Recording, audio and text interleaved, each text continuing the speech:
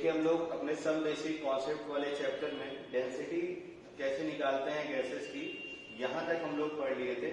कैसे निकालते हैं डेंसिटी सॉलिड की, कैसे निकालते हैं लिक्विड की, तो ये पूरा आपने अच्छे से सीख लिया था, ठीक ना। तो यहाँ तक के वीडियो आप अच्छे से देख लीजिएगा। और उस दिन भी कुछ होमवर्क दिए थे उस क्लास में भी, और आपको आज भी कुछ होमवर्क है, 2 क्वेश्चन नीचे के और ऊपर के 2 क्वेश्चन में सॉल्व करके दिखाता हूँ। और फिर उसके बाद हम लोग आज पढ़ेंगे कि अगर मिक्सचर बन जाए गैसेस के तो उनकी डेंसिटी हम लोग कैसे निकालते हैं, ये अपने पास सीखना है। तो बहुत अच्छे से देखिए ध्यान से। पहला वाला question, find the vapour density of ozone with respect to oxygen gas. तो अब देखो ध्यान से, तुम्हें अगर याद हो तो जब हम लोग जो है मॉलिक्यूलर वेट का एक फार्मूला बनाए थे, याद करिए आप। मॉलिक्यूलर वेट इक्वल टू क्या था तुम्हारा, 2 टाइम्स ऑफ वेपर डेंसिटी। ये फार्मूला हम लोग तब लगाते थे, ठीक ना, जब अपना रेफरेंस हाइड्रोजन होता था, याद आ रहा होगा। जब तुम्हारा देखो रेफरेंस जो है, ठीक ना, अगर रेफरेंस अपना हाइड्रोजन है, रेफरेंस अगर अपना हाइड्रोजन है तब तो ये चलेगा। और अगर हम लोग रेफरेंस बदलेंगे तो कुछ ना कुछ चीजें उल्टी होने वाली हैं। अब बहुत अच्छे देखो जरा ध्यान से, एक फार्मूला और आपने पढ़ा था, देखना कि वेपर डेंसिटी एक्चुअली में क्या होती है। वेपर डेंसिटी क्या होती है बोलो, रिलेटिव डेंसिटी ऑफ गैसेस होती है। याद करिए वेपर डेंसिटी क्या होता है, relative density of gases. Simple सा याद रखो तो कोई प्रॉब्लम नहीं है। अब देखो रिलेटिव डेंसिटी ऑफ गैसेस तुम्हें बताना है, तो यहाँ तुम्हें रेफरेंस दे रखा है। हमें देखो डेंसिटी बतानी है ओजोन की, और किसके रेफरेंस में बताना है, देखो ऑक्सीजन के रेफरेंस में।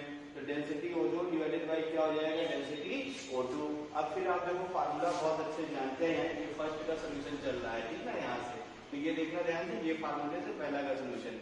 तो यहाँ से फिर देखो ध्यान से, आपको अच्छे से पता है कि डेंसिटी का एक फार्मूला आपने बनाया था। और क्या बनाया था फार्मूला, देखो प्राइम मिनिस्टर रोते रहिए, ठीक ना। यहाँ देखो सब जो गैस है इसमें कुछ दिया नहीं है, ठीक है ना, कि कहाँ किस कंडीशन में बताओ। तो मतलब क्या होगा कि कंडीशन तो एक ही रखेंगे हम लोग, ठीक है ना, उसको बदलेंगे नहीं, इसको याद रखे रहना। और वो कंडीशन कौन सी मानेंगे हम लोग, एसटीपी पे। तो तुम्हें अच्छे से पता है, अगर हम लोग एट एसटीपी की बात कर लें तो एट एसटीपी आप देखिए जरा ध्यान से, प्रेशर की वैल्यू भी क्या रहेगी तुम्हारी, कांस्टेंट रहेगी। आर की वैल्यू भी आप देखेंगे तो क्या रहेगा, कांस्टेंट रहेगा। बस ये ध्यान में रखते रहिएगा, ठीक है ना। और टेम्परेचर की वैल्यू बात करूंगा तो टेम्परेचर भी क्या रहेगा, देखो कांस्टेंट रहेगा। तो तीनों चीजें देखो हो गई कांस्टेंट। तो आप अगर देखिए ध्यान से, तो डेंसिटी आप देखो डायरेक्टली प्रोपोर्शनल टू क्या हो गया, मॉलिक्यूलर वेट। तो हमें क्या कंपेयर करना है, देखो ओजोन की डेंसिटी डिवाइडेड बाई जिसकी डेंसिटी है, देखो ऑक्सीजन की डेंसिटी, इक्वल टू क्या हो गया, देखो मॉलिक्यूलर वेट ऑफ ओजोन का, भाई मॉलिक्यूलर वेट के डायरेक्टली प्रोपोर्शनल है।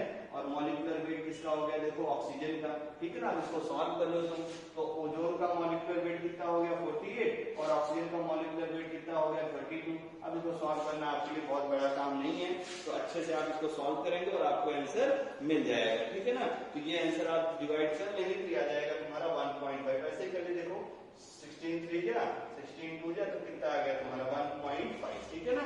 और ये यूनिट प्लेस है, याद रखते रहना ना, रिलेटिव डेंसिटी यूनिट प्लेस होती है, क्योंकि जो भी डेंसिटी का यूनिट होगा तो कैंसिल ही हो जाएगा। तो ये हो गया तुम्हारा फर्स्ट वाला प्रॉब्लम, ठीक है ना। चलिए फर्स्ट प्रॉब्लम समझ में आ गया होगा। अब हम लोग जरा सेकंड वाले प्रॉब्लम को रीड करते हैं, देखना ध्यान से। सेकंड वाला आसान सा है। Vapour density of volatile substance is 4 और उसका मॉलिक्यूलर वेट बताना है, और अपने को रेफरेंस क्या लेना है, देखो CH4। बस ये याद रखो। ये जो इसको भी बोलते हैं कि टेक वेपर डेंसिटी 1, इसका मतलब क्या हो गया, हमें रेफरेंस किसका लेना है, जो भी दिया रहे, ठीक है ना। इसी को हमें बताना रहेगा। क्वेश्चन में देखो जरा ध्यान से, आपको क्या दे रखा है, सिंस वेपर डेंसिटी है ना, ये कितना दे रखा है 4, और किसका दे रखा है पता नहीं, कौन सी अननोन गैस है, तो ये मान लेते हैं M गैस। और डिवाइडेड बाय देखो मॉलिक्यूलर मास किसका, CH4 का, क्योंकि इसी के रिस्पेक्ट में पूछ रखा है आपसे।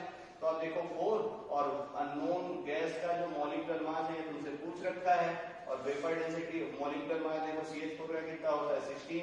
अब यहाँ से सॉल्व कर लीजिए, तो देखिए जरा ध्यान से, मॉलिक्यूलर वेट गैस का जो था वो कितना आ गया तुम्हारा 64।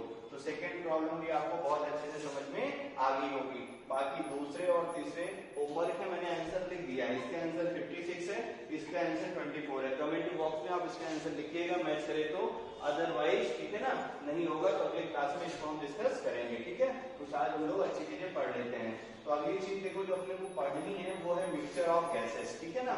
जैसे मान लो कि गैसेस को मिक्स करेंगे तो क्या क्या चेंजेस हो सकते हैं, क्या क्या चेंजेस नहीं होंगे, ये सब चीजें अपने को देखनी है, ठीक है। तो बहुत अच्छे से देखो, अगर आपने सब कुछ पढ़ रखा है 9th 10th मान लो कि हम जो है कंटेनर में गैस ले लें, है ना। मान लो अपने पास कोई भी कंटेनर है, ये कंटेनर 1 है और ये कंटेनर 2 है। गैस को कभी ओपन कंटेनर में नहीं रखेंगे, कंटेनर क्लोज करेंगे नहीं गैस भाग जाएगी, ठीक है ना। तो मान लो ये तुम्हारा एक कंटेनर हमने लिया, इसमें गैस 1 है, दूसरा कंटेनर हमने लिया, ये गैस 2 है तुम्हारा, दोनों को मिक्स कर दूंगा। तो जब दोनों को मिक्स करूंगा तो हमें ठीक ना कंटेनर ऐसा चाहिए भाई जिसमें ये जितना अमाउंट गैस ये है और जितना अमाउंट गैस ये दोनों उसमें ठीक ना मिक्स हो जाए। ऐसा नहीं कि एक पता चले छोटा सिलेंडर लिया तो ब्लास्ट कर जाए, तो सिलेंडर ऐसा होना चाहिए कि दोनों के वॉल्यूम को ऑक्यूपाई कर सके, ठीक है ना। तो मान लेते हैं ये बन गया तुम्हारा गैसियस मिक्सचर, ध्यान से सुनते रहना। ये क्या बन गया तुम्हारा गैसियस मिक्सचर। अब कहानी जरा ध्यान से देखो। तो अगर ये गैसियस मिक्सचर बना तो हो सकता है अब गैसियस मिक्सचर का मान लो तुमसे वॉल्यूम पूछे कोई, ठीक है ना, कि कितना वॉल्यूम होगा, कितना ये होगा। तो ये चीज अगर अपने को कैलकुलेट करनी है तो कैसे करेंगे, देखो जरा ध्यान से, या कितना प्रेशर होगा इसको कैसे करेंगे। तो देखना ध्यान से, अब ये गैसेस में दो केस है, ठीक है ना। ये गैस अगर आपस में रिएक्ट करेंगी, मतलब अगर मान लो गैसेस आपस में रिएक्ट करेंगे, इफ रिएक्टिंग, ठीक है ना, और अगर गैसेस आपस में रिएक्ट ना करे, इफ नॉन रिएक्टिंग। ध्यान से सुनते रहना। तो जब गैसेस तुम्हारी आपस में रिएक्ट करेंगी, ठीक है ना, तो इसके प्रेशर को, ठीक है ना, इसके प्रेशर को हम लोग जो देखेंगे 12th वाले सिलेबस में पढ़ेंगे, हेनरी लॉ के थ्रू बताया करेंगे। लेकिन अगर मान लो गैसेस नॉन रिएक्टिंग है, गैसेस कैसी है, नॉन रिएक्टिंग है, तो ये अपने 11th के सिलेबस में है। तो गैसेस अगर नॉन रिएक्टिंग है और हमें अगर गैसियस मिक्सचर का, ठीक है ना, मान लेते हैं इस गैसियस मिक्सचर का टोटल प्रेशर बताना है, कितना बताना है हमें, इस गैसियस मिक्सचर का टोटल प्रेशर बताना है। तो बच्चे देखना, मान लेते हैं इस गैस का जो प्रेशर है वो P1 है, इसको पार्शियल प्रेशर बोलते हैं। अभी मैं वर्ड बोलूंगा तो समझ में आ जाएगा। ये मान लो गैस 2 का प्रेशर है, मान लो P2 है। तो जब अगर गैसेस नॉन रिएक्टिंग है, ठीक ना, तो इसका जो टोटल प्रेशर है इसको कैलकुलेट करने के हम लोग लगाते हैं डाल्टन एटॉमिक थ्योरी। तो अगर नॉन रिएक्टिंग गैसेस है और हमें उस गैसियस मिक्सचर का P टोटल, यहाँ लिख दे रहा हूं मैं, P टोटल अगर आपको मिक्सचर का बताना है, मिक्सचर आप समझ रहे होंगे, मैं गैसियस मिक्सचर में लिख दूं तो और अच्छा समझ में आ जाएगा। तो अगर तुम्हारे पास गैसियस मिक्सचर हो, ठीक है ना, और गैसेस ऐसी होनी चाहिए जो आपस में रिएक्ट ना करें, ठीक है ना, जैसे आपस में रिएक्ट नहीं करेंगे, तो उसका जो P टोटल है इसको हम लोग कैलकुलेट करते हैं, calculated by Dalton partial pressure law, ठीक है ना। तो Dalton law of partial pressure तुमसे बोलता है, तो calculated by Dalton law of partial pressure, ठीक है। तो ये वर्ड आप अच्छे से याद रखे रहिएगा, Dalton law of partial pressure. तो पहला क्वेश्चन यही बनता है, ठीक है ना, कि Dalton law of partial pressure क्या है, पहले ये देखेंगे हम लोग, और फिर किसके लिए वैलिड है। तो सबसे इंपॉर्टेंट चीज आपने पढ़ी है, जैसे तुमसे क्वेश्चन पूछे, ठीक है ना, क्वेश्चन अगर तुमसे पूछ ले तो उसमें बोलेगा कि भाई जरा बताइए किसके लिए डाल्टन लॉ वैलिड है, किसके लिए डाल्टन लॉ वैलिड नहीं है। जैसे तुमसे बोलूं कि अमोनिया प्लस HCl, मान लो सब गैसेस है, तो क्या इसके लिए डाल्टन लॉ वैलिड होगा क्या, बोलो। तो डाल्टन लॉ वैलिड नहीं होगा, क्योंकि देखो रिएक्शन करेंगे आपस में क्या बन जाएगा, NH4Cl। बात क्लियर हो गई होगी, ठीक है ना। मैं बोलूं कि ऑक्सीजन प्लस नाइट्रोजन के लिए बताइए ये रिएक्शन, इसके लिए डाल्टन लॉ लगेगा कि नहीं लगेगा। तो देखो ये रिएक्शन करके प्रोडक्ट बन गया। अब रूम टेम्परेचर पे देखना ध्यान से, रूम टेम्परेचर की बात चल रही है, किसी भी टेम्परेचर पे नहीं, किस टेम्परेचर पे देखना अपने को, रूम टेम्परेचर पे। रूम टेम्परेचर पे अगर रिएक्ट कर रही हैं तब तो डाल्टन लॉ नहीं लगाना है, और अगर रूम टेम्परेचर पे रिएक्ट नहीं कर रही है तो डाल्टन लॉ लगाना है, ठीक है ना। या ऑक्सीजन ले लूं या मान लो मैं यहाँ हाइड्रोजन ले लूं, तो बताइए क्या डाल्टन लॉ लगेगा कि नहीं लगेगा। तो आप जानते हैं एयर में ऑक्सीजन भी है, हाइड्रोजन भी है और नाइट्रोजन भी है। तो क्या एयर तुम्हें अमोनिया की स्मेल देता है क्या, नहीं देता है ना। तो नाइट्रस ऑक्साइड की स्मेल आती है, किसी की नहीं आती है। तो जब भी हम लोग नाइट्रोजन प्लस हाइड्रोजन करते हैं तो तुम्हें अच्छे से पता है अमोनिया बन जाती है।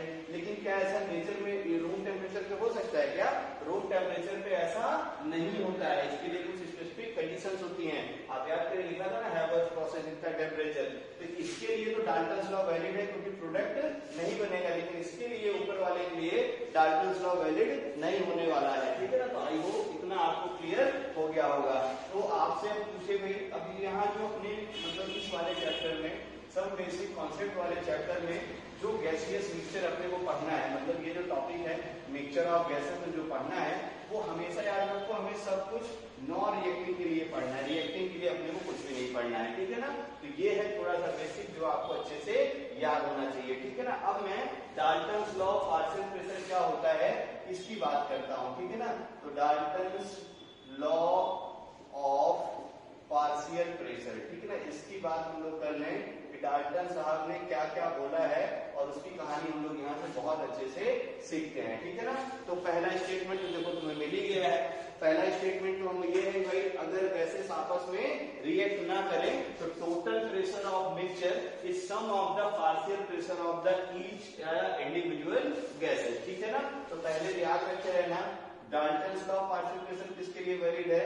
फॉर नॉन रिएक्टिंग गैसेस, अच्छे से याद रखते रहना, ठीक ना, फॉर नॉन रिएक्टिंग गैसेस। तो अगर तुमसे टोटल प्रेशर मिक्सचर पूछे ना तो पहले ये दिमाग में यही पूछो कि क्या ये रिएक्शन करेंगी, क्या ये रिएक्शन नहीं करेंगी। तो फॉर नॉन रिएक्टिंग गैसेस अगर अपने पास फॉर नॉन रिएक्टिंग गैसेस, ठीक है ना, the total pressure of mixture, पहले स्टेटमेंट लिख दूं मैं, द टोटल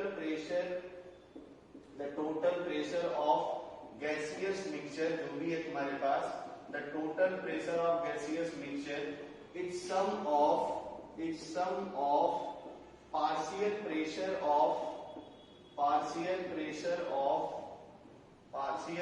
ऑफ गैसेस, ठीक है ना, पार्शियल प्रेशर ऑफ गैसेस। ये है इसका स्टेटमेंट जो आई होप आपको क्लियर हो गया होगा, ठीक है ना। अब हम लोग एज्यूम कर लेते हैं लेट, है ना, लेट टू गैसेस के लिए देख लेते हैं, let two gases, let two non reacting gases, ऐसे लिखेंगे। लेट आपसे पूछेगा what is the Dalton partial pressure law, derive the expression, ठीक है ना, for Dalton partial pressure law. तो हम लोग यही से करते हैं, for let two non reacting gases, ये हम लोग एज्यूम कर लेते हैं, let two non reacting gases, एक गैस को ए मान लेते हैं, ठीक ना, ए एंड बी, ठीक है ना, कुछ पार्शियल प्रेशर भी नाम दे दिया जाए, ऑफ पार्शियल प्रेशर इनका नाम दे दिया जाए, ऑफ पार्शियल प्रेशर, ठीक है ना, पार्शियल प्रेशर इसका हम लोग लेते हैं P A and P B, ठीक है ना। तो दैट इज देखना ध्यान से, दैट इज अगर मैं पी टोटल लिखूंगा तो पी टोटल इक्वल टू, देखो ध्यान से क्या हो जाएगा, पार्शियल प्रेशर ए और plus partial pressure B. I hope यहाँ तक आपको बहुत अच्छे से क्लियर हो गया होगा। इसको क्वेश्चन नंबर 1 मान लेते हैं, ठीक है ना। इसके आगे पार्ट में हम लोग इसके न्यूमेरिकल के लिए और कुछ डिराइव करेंगे, तब आपको चीजें समझ में आएंगी। तो देखिए हम लोग अब डाल्टन्स लॉ पार्शियल प्रेशर का डेरिवेशन करते हैं ना, आपसे स्कूल एग्जाम में भी पूछेगा derive the expression for Dalton partial pressure law. तो देखो अपने को कुछ करना नहीं, हमने दो गैसेस मान ली ए और बी, ए के मोल मान लिए N1 और बी के मोल मान लिए N2, और इसको क्या किया, ध्यान से देखो, हमने जो हम लोग एज्यूम किए हैं वो क्या किए हैं, यहाँ मैं बना दे रहा हूँ। देखो एक कंटेनर है बड़ा सा, है ना, और इस कंटेनर में हमने क्या किया, गैस ए ले लिया और गैस बी ले लिया। ध्यान से देखना, इसका मोल N1 है, इसका मोल N2 है। इस गैस को इसके अंदर फिलअप कर दिया मैंने, इस गैस के अंदर इसके अंदर फिलअप कर दिया मैंने। तो इसका कंटेनर का जो वॉल्यूम है वो कैपिटल भी है, और इस कंटेनर के अंदर जो गैसियस मिक्सचर आए हैं उनका जो प्रेशर है वो P के बराबर है। तो आपको अच्छे से पता है इस गैसेस के अंदर जो मोल होगा वो कितना हो जाएगा, N1 मोल A का और N2 मोल किसका हो जाएगा, B का। तो अगर हम लोग गैसेस इक्वेशन से PV = nRT, आपको अच्छे से पता है PV = nRT से N की वैल्यू क्या हो जाएगी, देखो N1 + N2, इसको हमने मान लिया इक्वेशन नंबर 1, और प्रेशर वॉल्यूम तो तुम्हें दिख ही रहा है, इससे कोई फर्क नहीं पड़ेगा। अब देखते हैं हम लोग जरा ध्यान से कि अगर हम लोग, अब मान लो गैसेस ए था, तो ए का जो पार्शियल प्रेशर है, मान लेते हैं ए का जो इंडिविजुअल प्रेशर है उसको मान लेते हैं पीए है, और जो बी है इसका जो है प्रेशर हम लोग मान लेते हैं पीबी है। तो ये थोड़ा जो लिखा हुआ है इसको मैं थोड़ा, ठीक है ना, जो है एलिस्ट कर देता हूँ, ध्यान से देखिए, इसको और एज्यूम कर लेते हैं हम लोग, ठीक है ना, दैट करके चावल ये डायग्राम बना लेना, ठीक है। फिर अगले स्टेप में देखो क्या लिखते हैं, लेट, ठीक है, इंडिविजुअल प्रेशर इसका हम लोग लिखते हैं लेट इंडिविजुअल प्रेशर, है ना, of capital A is P suffix में मान लो ए लिख देता हूं मैं, एंड कैपिटल बी गैस, ठीक है ना, एच इसको मान लेता हूं सफिक्स में बी लिख देता हूं मैं। ध्यान से देखते रहना। तो अगर मुझे सिर्फ इंडिविजुअल गैस का ही प्रेशर निकालना होगा, और इसके लिए भी आइडियल गैस लगा दूं मैं, तो देखो क्या हो जाएगा, PA × B। अब ऐसे देखो, इसको ऐसे समझो, जैसे मान लो कि पहले हमने सिर्फ N1 गैस भरा, ठीक है ना, N2 वाला मैं पूरा मिटा दे रहा हूँ।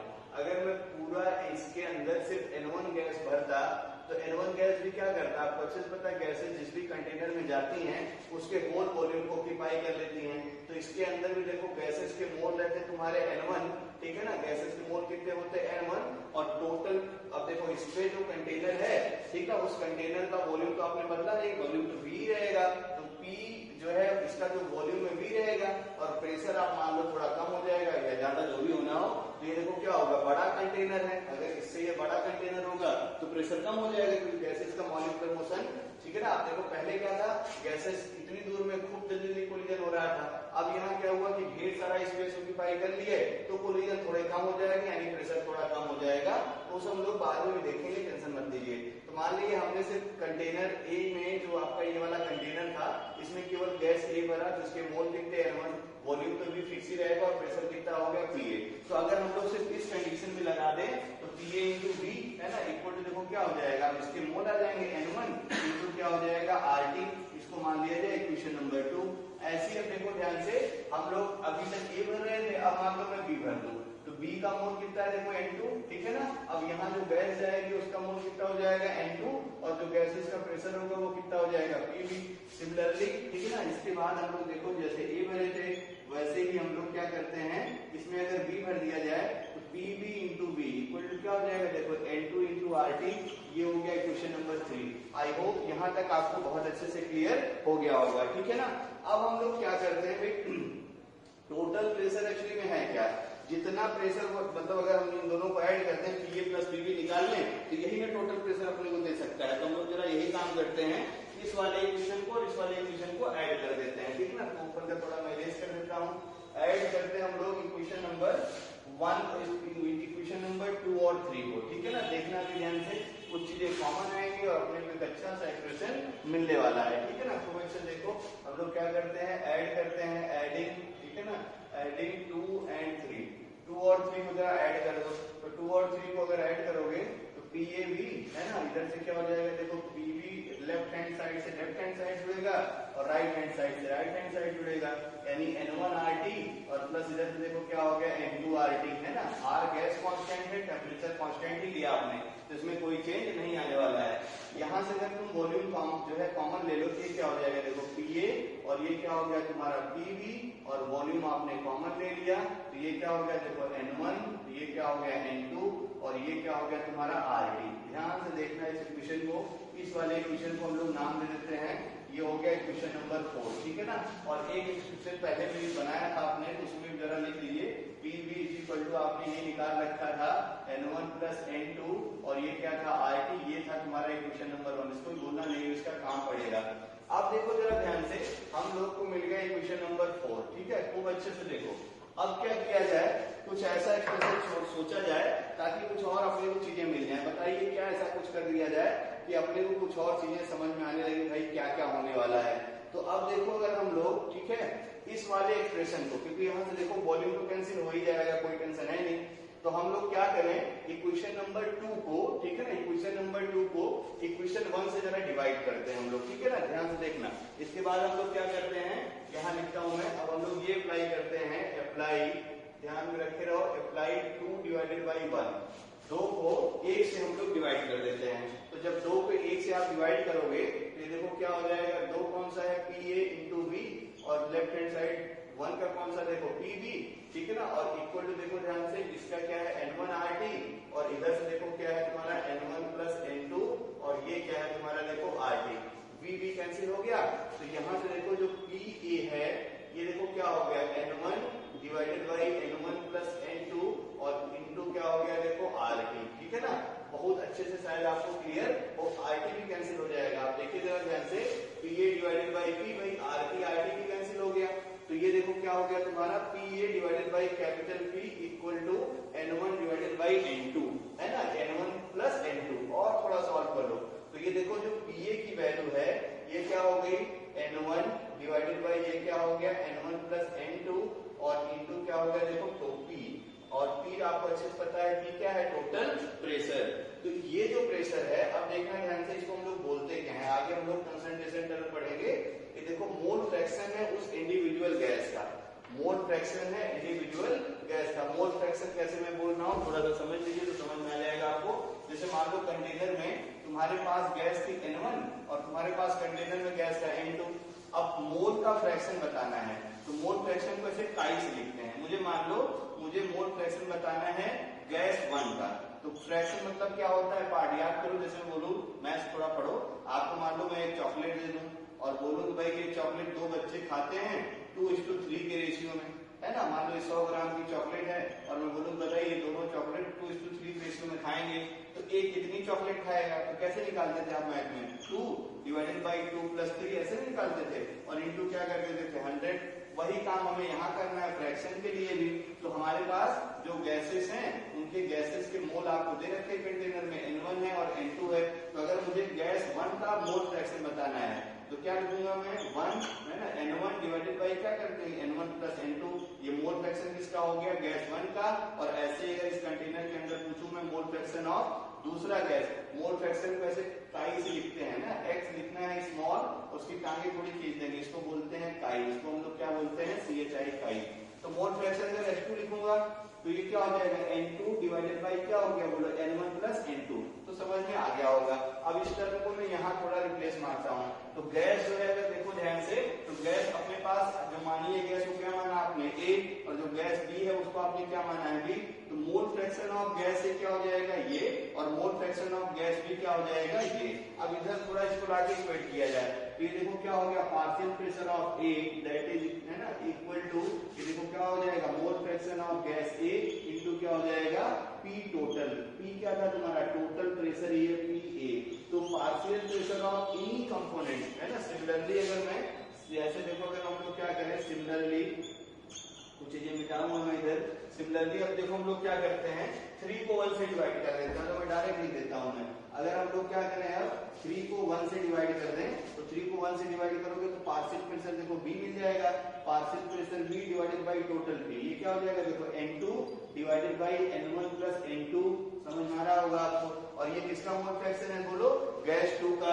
तो कुछ और इक्वेट कर दूं मैं इधर। तो अब देखो क्या हो गया तुम्हारा, है ना, इसको थोड़ा इक्वेट कर दिया जाए तो ये देखो क्या हो गया, PB इक्वल टू क्या हो जाएगा N2 divided by N1 + N2 और इनटू क्या हो गया P टोटल। ये किसका मोल फ्रैक्शन है, गैस B का। ये देखो क्या हो गया, partial pressure of B equal to mole fraction of B into क्या हो गया P टोटल। तो अगर मैं इन जनरल बात करूं, ठीक है ना, कि गैसेस का पार्शियल प्रेशर होता क्या है, ठीक है ना, तो इसका भी काम नहीं है, इसको भी इरेज कर देता हूं मैं। तो इन जनरल अगर मैं बोलूं कोई भी, अब जैसे आपने केवल 2 गैसेस लिया था, हो सकता है आपके पास बहुत सारी गैसेस होती। तो in general partial pressure of any component, अच्छे से याद रखो, partial pressure of any gas, ठीक ना, एनी गैस, ठीक ना, मिक्सचर, अच्छे से याद रखे रहना, एनी गैस मिक्सचर हमेशा याद रखो। ये गैसेस कैसी होनी चाहिए, नॉन रिएक्टिव, ठीक ना, गैसेस कैसी होनी चाहिए, non reactive. Is given by Dalton partial pressure law, is given by इससे हम लोग बताते हैं Dalton partial pressure law, Dalton partial pressure law.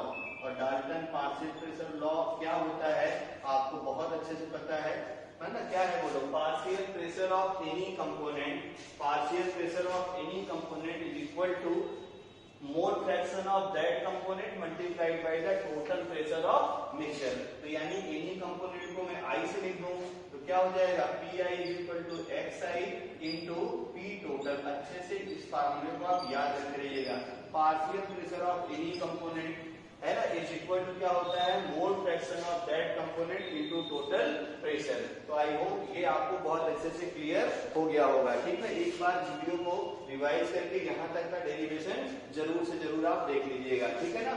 इसके बाद हम लोग इसके न्यूमेरिकल को हिट करते हैं, ठीक है ना। न्यूमेरिकल के लिए ये फार्मूला इंपॉर्टेंट है, ध्यान में रखते रहिए। तो देखिए हम लोग अब डाल्टन्स लॉ के क्या लिमिटेशन है, डेरिवेशन तो कर ही दिया मैंने, तो लिमिटेशन भी आप जानते ही हैं कि मतलब हमेशा याद रखो ये नॉन रिएक्टिंग गैसेस के लिए वैलिड है और बाकी के लिए वैलिड नहीं है। ये मैंने कुछ एग्जांपल लिख रखे हैं, ये वैलिड नहीं होगा, यानी नॉट एप्लीकेबल NH3 + HCl पूछे हुए क्वेश्चन इसलिए मैंने लिख दिए ये NO + O2 H2 + F2। ऐसा नहीं हाइड्रोजन फ्लोरीन मिलकर तुरंत हाइड्रोजन क्लोराइड नहीं बनेगा, कुछ कंडीशन लगानी पड़ेगी। ऐसे ही तुम्हारा देखो H2 + Cl2, है ना, तुरंत हाइड्रोजन क्लोराइड नहीं बनेगा। और ऐसे ही प्लस SO + Cl2, ये तुरंत थायोलीन क्लोराइड नहीं बनता है। तो अच्छे से इसको याद रखो, ये एप्लीकेबल नहीं है किसके लिए, ऑप्शन इनमें से अगर दिखेगा तो आपको कोई प्रॉब्लम नहीं होनी चाहिए, ठीक है, दिमाग में बैठ गया होगा। Ammonia plus HCl, NO plus O2, H2 plus F2, H2 plus Cl2, SO2 plus Cl2। Actually में इन दोनों में अक्सर गलती करते हैं बच्चे, तुरंत HCl बना देंगे, लेकिन याद रखो ये रूम टेम्परेचर पे नहीं होने वाला है, इसके लिए आपको कुछ स्पेसिफिक कंडीशन लगानी पड़ेगी, तभी ये हो पाएगा, अदरवाइज ऐसे नहीं हो पाएगा। ऐसे हाइड्रोजन क्लोराइड भी तुरंत नहीं बन पाएगा। बच्चे सोचते हैं कि आप जब बॉन्डिंग आप पढ़ोगे लगेगा कि हाइड्रोजन बॉन्ड है जल्दी से बन जाएगा, ऐसा लेकिन होता नहीं है, अच्छे से याद रखते रहिएगा। अब देखिए जो अगला टॉपिक है अपना, ये बड़ा अच्छा है, average molecular mass of gaseous mixture. मतलब अगर देखो ध्यान से कि कंटेनर में जब हमने ढेर सारी गैसेस मिक्स कर दी थी, तो अब उसी को मैं थोड़ा इक्वेट करके अच्छे से दिखाता हूँ ताकि आपको समझ में आ जाए। तो मान लेते हैं कि हमारे पास, ठीक है ना भाई, बहुत सारी गैसेस थी, है ना, गैस 1 है, प्लस मान लो देखो तुम्हारे पास गैस 2 है, एक और ले लेते हैं हम लोग, मान लेते हैं हम लोग पास गैस 3 है। इसको सबको मिक्स किया और एक देखो बड़ा सा गैसियस मिक्सचर बनाया, ठीक है ना। ये है तुम्हारे पास गैसियस मिक्सचर, अच्छे से दिमाग में रखे रहना। ये है तुम्हारा गैसियस मिक्सचर, कंडीशन वही है भाई, ये आपस में नॉन रिएक्टिंग होनी चाहिए, कंडीशन वही है, तभी हम लोग अपना रूल लगाएंगे डाल्टन, नहीं तो कुछ गड़बड़ होने वाला है, ठीक है ना। तो ये गैसेस क्या होनी चाहिए, नॉन रिएक्टिंग, ठीक है ना। तो अब देखो ध्यान से, अभी क्या करना है, एवरेज मॉलिक्यूलर मास हमें यहाँ पे निकालना है, ठीक है ना। तो एवरेज मॉलिक्यूलर मास कैसे निकाला जाए, ये जो है ये हमें अच्छे से सीखना है। तो कैसे किया जाए, देखो जरा ध्यान से, मान लेता हूँ जो अपने पास गैस है, ठीक है ना, एक एक लिख दिया जाए। जैसे मान लेता हूँ जो गैस 1 है, इसका मोल है तुम्हारे पास N1, ठीक है ना, एक एक लिख दिया जाए। जो गैस 1 है इसका जो है मोल है N1, और इस गैस का जो मॉलिक्यूलर वेट है वो है M1, ठीक है ना। जो गैस 2 है इसका मोल है N2 और इसका मॉलिक्यूलर वेट है M2, ठीक है ना। जो गैस 3 है इसका मोल है N3 और इसका मॉलिक्यूलर वेट है तुम्हारा M3, ठीक है ना। तो और जो गैसेस अपने पास है, जो मिक्सचर बना हुआ है, इसमें हम लोग मान लेते हैं कि इसका जो मॉलिक्यूलर मास है वो है तुम्हारा, ठीक है, ऐसे लिख रहा हूँ कैपिटल M, ये लिख देता हूँ मैं मिक्सचर, ठीक है ना। इसका जो मॉलिक्यूलर वेट है वो है जो है M मिक्सचर, ठीक है ना। तो अब देखना ध्यान से, अगर मान लो मुझे मॉलिक्यूलर मास मिक्सचर का बताना है, और वो भी कौन सा बताना है, देखो एवरेज, तो ऐसे मॉलिक्यूलर मास मिक्सचर, ऐसे मैं एवरेज लिख दूं, ठीक है ना। या चाहूं तो मैं सिंपल सा एक साइन ऐसे बना देता हूं, सिर्फ ऐसे लिख सकते हैं मॉलिक्यूलर मास ऐसे मिक्सचर, और ऐसे साइन बना हो तब भी समझ जाना, है ना, ये एवरेज का सिंबल होता है ना, ऐसे स्टैंडर्ड रिप्रेजेंटेशन है। कहीं ऐसा लिखा है जिसका मतलब क्या होता है, एवरेज, ठीक है।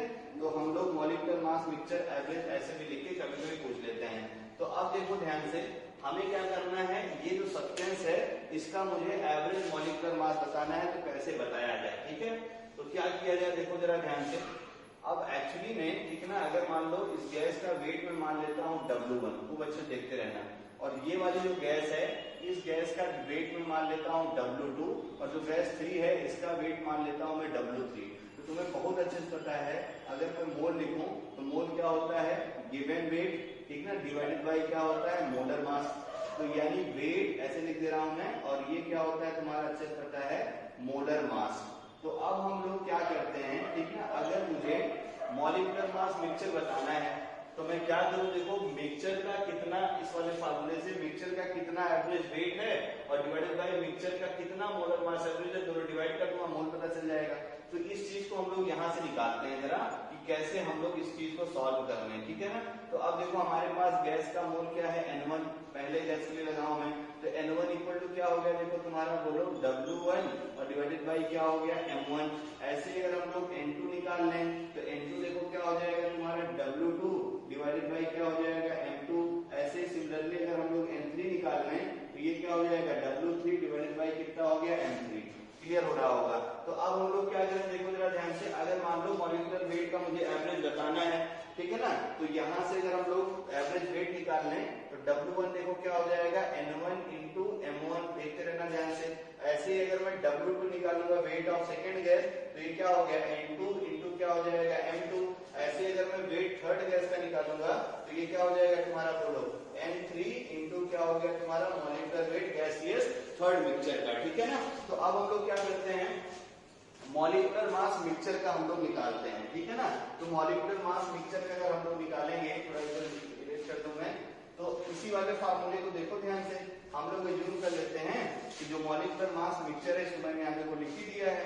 तो तो इस वाले फार्मूले से अगर आप देखो जरा ध्यान से, इस वाले फार्मूले से अगर मैं मॉलिक्यूलर मास लिखूं तो आप देखो जरा ध्यान से, मॉलिक्यूलर मास जो होगा उसका फार्मूला देखो क्या हो जाएगा, उसका फार्मूला हो जाएगा कि कितना वेट है और डिवाइडेड बाय कितना मोल है, ठीक है ना।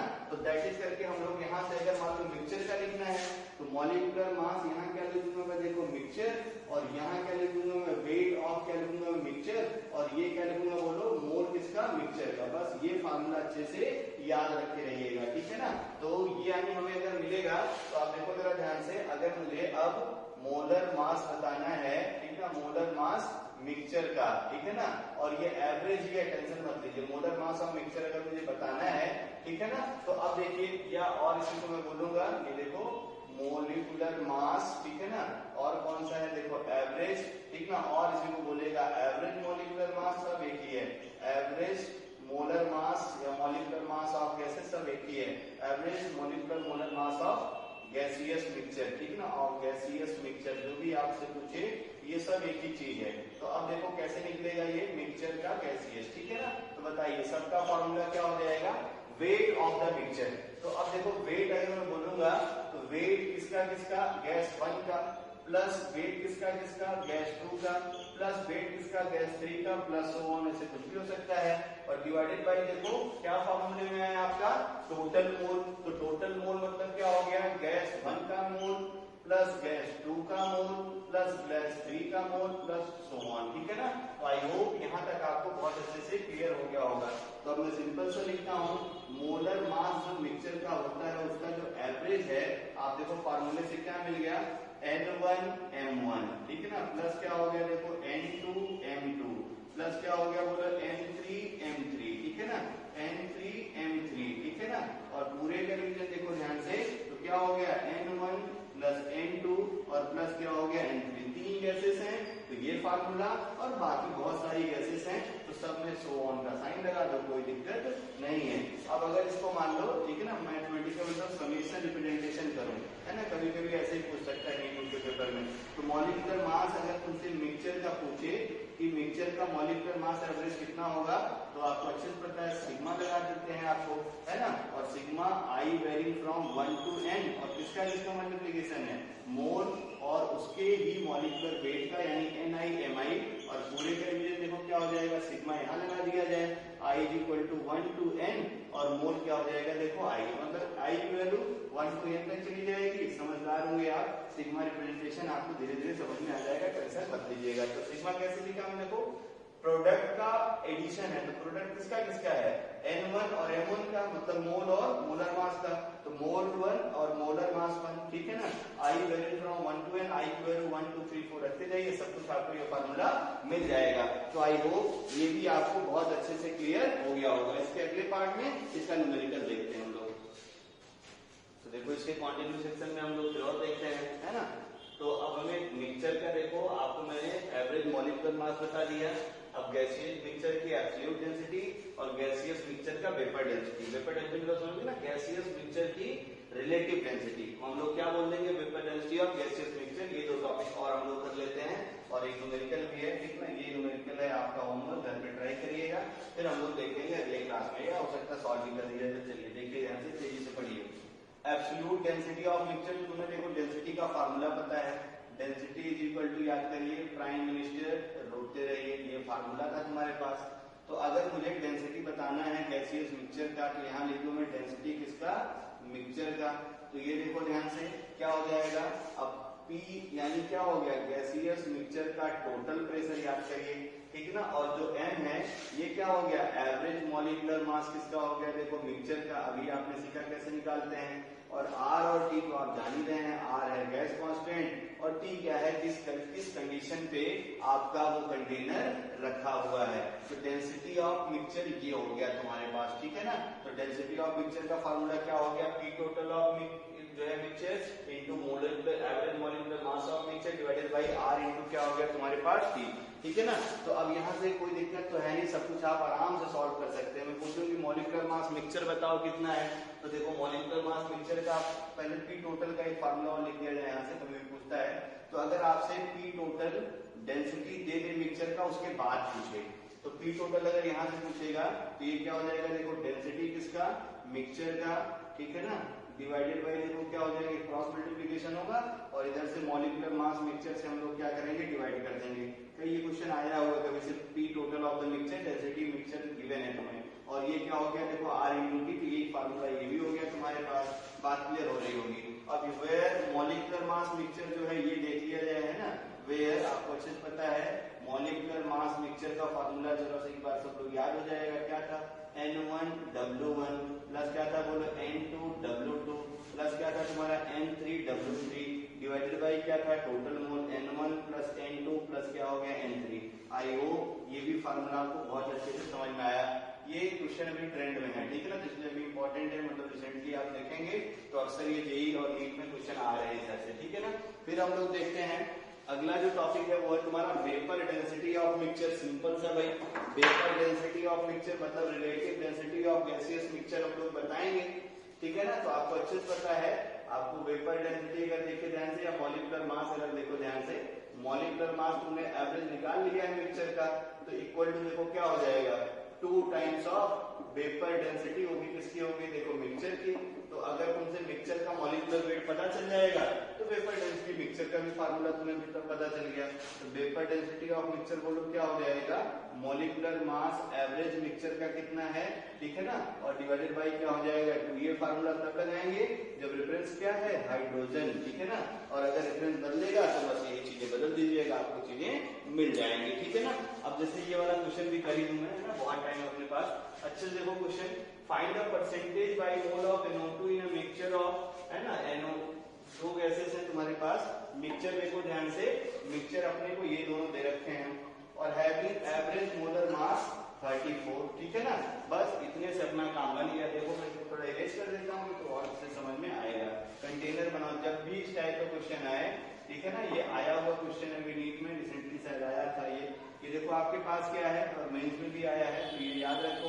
कंटेनर में देखो NO2 है, बस गैसेस बदलेगा, उनके कंपोजिशन बदलेगा, और कंटेनर में NO गैस, दो ही गैस थी, एक NO2 था और एक था तुम्हारा NO गैसेस, है ना, ये आपस में रिएक्ट नहीं करेंगे। अगर ऐसा बोले ना कि इसका एवरेज मॉलिक्यूलर मास इतना है, तो तुम्हें ये देखो ध्यान से दे रखा है मॉलिक्यूलर मास इस पूरे गैसेस मिक्सचर का जो एवरेज है वो कितना है 34 के बराबर, ठीक है ना, ये तुम्हें गिवन है। अब ये अगर गिवन है ना तो ये अंडरस्टूड हो गया कि ये गैसेस आपस में रिएक्ट नहीं कर रही हैं। अब तुम्हें क्या करना है, इनकी परसेंटेज बतानी है। तो परसेंटेज मतलब यानी टोटल कितना हो गया 100, तो मैं एज्यूम कर लेता हूँ, ठीक है ना, कि इसका जो परसेंटेज वेट है वो मान लेता हूँ कितने के बराबर है, x के बराबर है, मतलब इसका x परसेंटेज है। तो ऑब्वियस सी बात है ये कितना हो जाएगा 100 माइनस x। तो अब मैं एवरेज मॉलिक्यूलर मास मिक्सचर का अगर फार्मूला लिख दूं, याद करो, तो एवरेज मॉलिक्यूलर मास मिक्सचर का फार्मूला अगर लिख दिया जाए तो ये क्या हो जाएगा देखो N1 इंटू क्या हो गया W1 और प्लस क्या हो जाएगा देखो N2 into W2 divided by क्या हो जाएगा देखो N1 प्लस N2 के बराबर। अब तो कोई प्रॉब्लम नहीं होने वाली है, ठीक है ना। तो हम लोग एज्यूम कर लेते हैं भाई कि इसके परसेंटेज कितने हैं, चाहे परसेंटेज मान लो चाहे मोल परसेंटेज मान लो, मोल ही दे रखा है तो मोल मान लो, वेट के मानो मत, तो मान लेते हैं ऐसा, मैं पहले 100 माइनस ये जो है x मैंने जो माना है ये मैं एज्यूम कर लेता हूँ कि ये इसके मोल है। तो अब देखो क्या हो गया फार्मूले से अगर मैं यहाँ लिखूं तो मॉलिक्यूलर मास मिक्सचर का कितना दे रखा है देखो 34, तो मोल देखो किसका हम लोग लिखेंगे पहले NO2 का मोल, है ना, इंटू देखो क्या करेंगे इसका वेट कितना है, ध्यान देखते रहना, इसका वेट जो है कितना, इसका उल्टा मैंने लिख दिया था N1 और क्या था देखो M1 था ना मॉलिक्यूलर वेट, सॉरी ये क्या था देखो N1 M1 और plus N2 M2 divided by N1 plus N2। तो मॉलिक्यूलर वेट किसका देखो यहाँ से मॉलिक्यूलर वेट किसका हो गया देखो NO2 का, और प्लस देखो ध्यान से N2 कितना हो गया 100 माइनस N, और मॉलिक्यूलर वेट बोलो किसका, तो मॉलिक्यूलर वेट दूसरी वाली गैस कौन सी है तुम्हारे पास, दूसरी वाली गैस है NO, और पूरे का डिवीजन बोलो क्या हो गया, तो पूरे का डिवीजन क्या हो गया, मोल किसका देखो NO2 का और मोल किसका बोलो NO का। समझ में आ गया होगा, ये फार्मूला थोड़ा जल्दी जल्दी गड़बड़ लिख दिया था। तो मॉलिक्यूलर मास मिक्सचर यहाँ मैंने लिखा है, ये देखो, तो मॉलिक्यूलर मास मिक्सचर आपने जब निकाला था तो आपको देखो क्या मिला था, ठीक है ना, ये फार्मूला अपने को मिल गया था, ठीक है ना। यहाँ से भी थोड़ा गड़बड़ हो रहा था, ये देखो क्या था अपने पास M1 और ये क्या था तुम्हारे पास M2 और ये क्या था तुम्हारे पास M3 ना, ये तो W1 W2 W3 का एवरेज था, ठीक है। तो ये देखो यहाँ से ध्यान से ये हो गया क्लियर अपने को। अब सारा फार्मूला रख के यहाँ थोड़ा सॉल्व कर लिया जाए तो 34 इक्वल टू देखो क्या हो गया, अब इसका मोलर मास निकाल लो। तो नाइट्रोजन का कितना है 14 और ऑक्सीजन का कितना हो गया 32, ऐड कर दो कितना हो गया तुम्हारा 46। यानी अब देखो इसका मोल तुमने माना है n, तो 46n, ठीक है ना, 46n प्लस, अब देखो क्या हो जाएगा 100 माइनस n, 46n प्लस ये क्या हो गया देखो 100 माइनस n, और मॉलिक्यूलर मास NO का भी निकाल लो। तो NO का कितना हो गया, नाइट्रोजन का 14, ऑक्सीजन का 16, ऐड कर दो, ये 6 4 10 और ये कितना हो गया तुम्हारा 30। तो इंटू कितना हो गया देखो 30 और पूरे का डिवीजन। अब देखो n माइनस 100 माइनस n, जो भी आप देखो इसको आपने n माना है, इसको थोड़ा n लिख लिया जाए क्योंकि मोल परसेंटेज अच्छा रहेगा।